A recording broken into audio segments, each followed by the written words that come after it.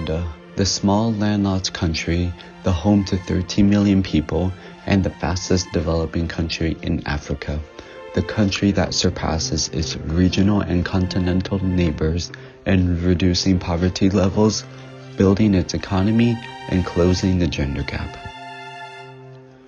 But Rwanda has not always been the pride of Africa. In fact, only 3 decades ago, Rwanda played host to the terrors and carnage of one of Africa's greatest conflicts. Search for cockroaches, make sure you find them, and when you do, exterminate them. Before we can understand these words that incited the Rwandan genocide, we must examine the antecedents that fueled the brutal killings. German and Belgian colonizers came to Rwanda in the 1900s when the country was ruled by a Tutsi monarchy. The other 2 ethnic groups, Twa and Hutu, were the minority. Belgians enforced record-keeping around ethnic identity and created a public narrative to cast Tutsis as elite and Hutus as peasants. Such practices created social hostility and eventually prompted a Hutu revolt in 1959, which ended when Belgium left the country in 1961-62. Many Tutsi leaders followed suit and departed the country. Over the following decade, Rwanda's new ruling party argued that as a majority group, Hutus should be the sole holders of power. In 1990, Tutsi insurgents invaded Rwanda in retaliation, prompting a civil war. In 1994, when a plane carrying the 2 Hutu Rwandan and Burundi presidents was shot down, ethnic tensions between the Hutus and the Tutsis reached record heights. It was this violent act by unknown perpetrators that catalyzed the genocide. Over the 100 days of mass killing that followed, an estimated 200,000 government-funded Hutus were murdered and over 800,000 Tutsi civilians, totaling 1/10 of the country's population. The UN leadership positioned in an area refused to recognize the genocide, and UN peacekeepers were instructed to do nothing. The genocide finally ended after 3 months when the Tutsi army, who instigated the previous war, seized control of the country. Legal trials and the International Criminal Tribunal for Rwanda, national courts, Gacaca courts, spanned the next 2 decades, characterizing the nation's road to recovery. So how has Rwanda left the blood and violence of 3 decades past behind? How have they altered course to become the fastest developing country in Africa? Since the dusk of the genocide, developmental strategies in the sub-Saharan country have centered around Homegrown Solutions, or HGSs. These approaches to development target local issues to stimulate reconstructional growth and are based upon the country's values to build the nation, promote national culture, and restore dignity, according to the 2003 Constitution of the Republic of Rwanda. The HGSs can be categorized under broader developmental classes, including the United Nations 3 pillars of sustainable development: social, economic, and environmental development. Regarding social development, clear challenges are present in terms of continued ethno-political tensions, general standard of living, healthcare services, and gender and income inequality. Political repression and corruption still run rampant, with public threats and mysterious deaths of individuals opposed to the ruling Rwandan Patriotic Front, RPF, led by President Paul Kagame. The NGO Human Rights Watch cites continued arbitrary detention, ill treatment, and torture in official and unofficial detention facilities, which, coupled with RPF's general electoral manipulations, including voting fraud, demonstrates a lack of political reform since the end of the Rwandan Civil War. However, the country has made great progress in other areas of social development. Through the nationally implemented Umuganda program, the standard of living has risen substantially, particularly for impoverished citizens. projects have tackled improving public infrastructure by constructing roads, bridges, health centers, schools, backyard kitchen gardens, and in some areas, water supply systems, while simultaneously bettering private assets and amenities, including housing, sanitation facilities, tree planting, and terracing agricultural lands at risk of erosion. Educational reforms have enabled the abolishment of school fees for basic education and set up programs to provide vocational training and free laptops to youth. Healthcare services has also improved following the genocide. After previously being in ruins, the aftermath of the genocide prompted global humanitarian actors to provide free healthcare to Rwandans. As this support dwindled, though the government could not sustain free healthcare for all, however, due to poverty reduction programs, the percentage of insured households, particularly those of impoverished families, has increased. A new healthcare system centered around community-based health insurance has allowed greater access to quality healthcare by all Rwandans regardless of income levels. As a result, the country has made significant progress in improving the health of women and children and achieved the 4th and 5th of the 2015 Millennium Development Goals.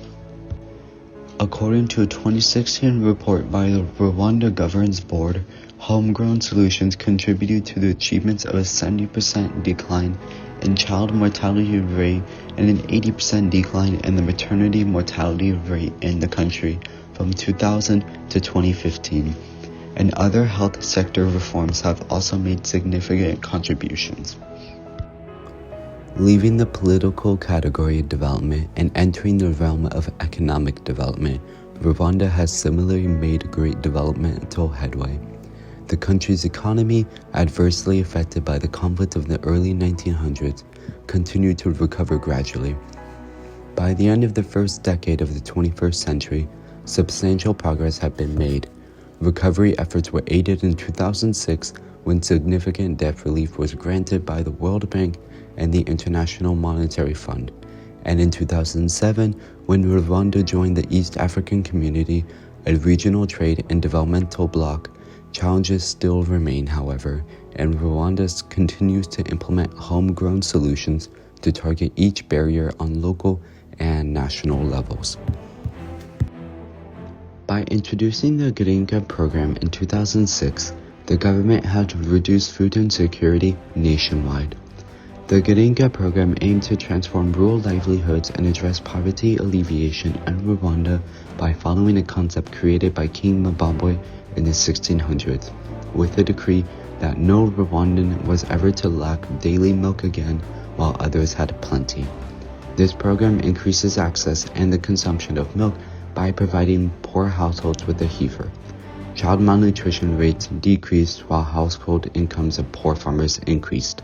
Unfortunately, a great portion of the population continues to suffer from food insecurity, in part due to low agricultural productivity in recent years. 80% of all households are food secure. However, 49% of these secure households are considered marginally food secure, meaning they are at high risk of becoming food insecure. 20% of the population is considered food insecure, with 64,000 households being severely food insecure. Nonetheless, Rwanda has demonstrated their continued devotion to reduce nationwide hunger and poverty and promote economic growth by being the first country to sign the Comprehensive Africa Agricultural Development Program Compact in 2007. Rwanda's implementation of the Vision 2020 and subsequent 2050 HGSs further target economic development with the objective of eradicating extreme poverty by 2020 through three main strategies. First, the programs realize the different productive capacities of people and offer solutions adapted to their needs. The visions also aim to improve community livelihood assets through ecosystems recovery and ensure the sustainable usage. Finally, both programs direct social protection to the most vulnerable of the population. Both programs have aimed to support poor and vulnerable households by aiding them in developing sustainable income-generating activities through the provision of formal training in financial literacy, technical support to applications development for microcredit, and micro-enterprise management coaching. Such strategies have enacted positive change in Rwanda, as the country has experienced an average 8% annual economic growth between 2015 and 2011, with approximately 1 million people being lifted out of poverty between 2000 and 2017.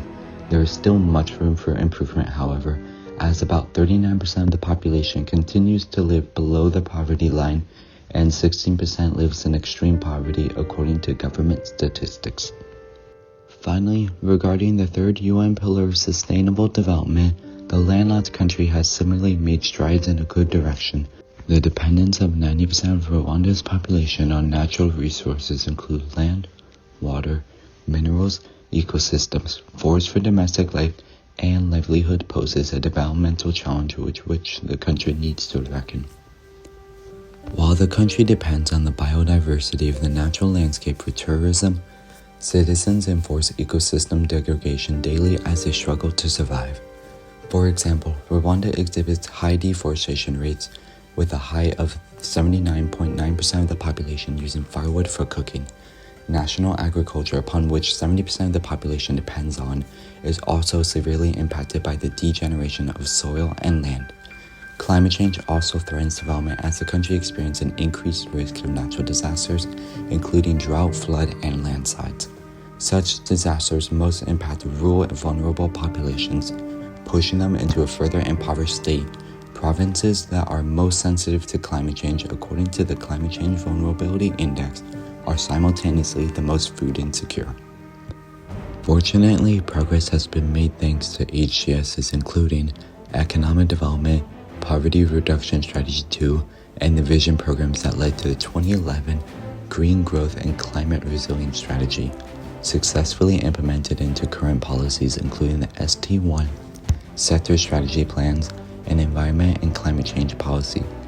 Green strategy has enabled government intervention to enhance agricultural production and minimize climate change adjacent risk. The country is additionally currently affecting the Sustainable Energy for All Action agenda. Ultimately, while immense changes towards development has been taken in the country, targeting all three of the UN Sustainable Development pillars, much change is still needed. Thus, it might take a while longer before Rwanda could be claimed to be the Singapore of Africa.